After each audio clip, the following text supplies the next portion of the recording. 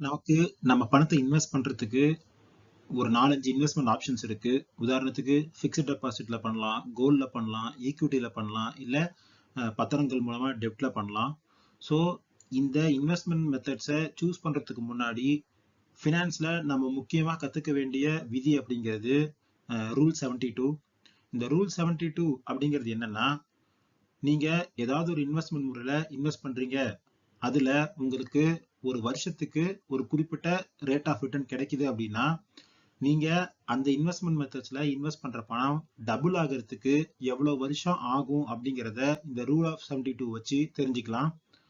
இப்போ நீங்க ஒரு இன்வெஸ்ட்மெண்ட் மெத்தட்ஸ்ல இன்வெஸ்ட் பண்றீங்க, அது உங்களுக்கு ஆனுவலா ஒரு 6% ரிட்டர்ன் தருது அப்படின்னா, அந்த இன்வெஸ்ட் பண்ண அமௌண்ட் டபுள் ஆகிறதுக்கு உங்களுக்கு 12 வருஷம் ஆகும்.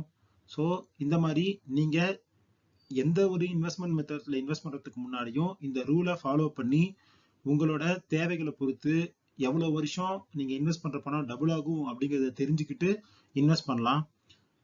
நார்மலா ஃபிக்ஸ்ட் டெபாசிட்டோட ஆனுவல் ஆவரேஜ் ரிட்டர்ன் வந்து 6 to 7% தான். ஸோ அப்படிங்கிறப்ப நீங்க அது வந்து இன்வெஸ்ட் பண்ணலாம் அப்படின்னு நினைச்சீங்கன்னா உங்க பணம் வந்து ஒரு 9ல இருந்து 10 வருஷத்துல டபுள் ஆகலாம்.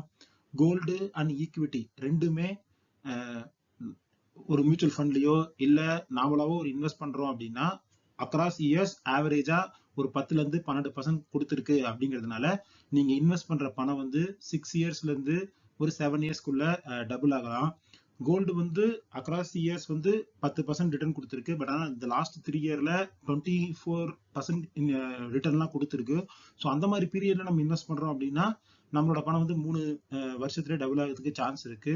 ஸோ இந்த ரூல் ஆஃப் 72 வச்சு தான் நாம எவ்வளவு வருஷத்துல நம்ம பணம் டபுள் ஆகுங்கிறது தெரிஞ்சுக்கிட்டு எந்த மெத்தட்ல இன்வெஸ்ட் பண்ணலாம் அப்படிங்கிறதையும் உங்க ப்ரியாரிட்டி வச்சு டிசைட் பண்ணிக்கலாம். நன்றி.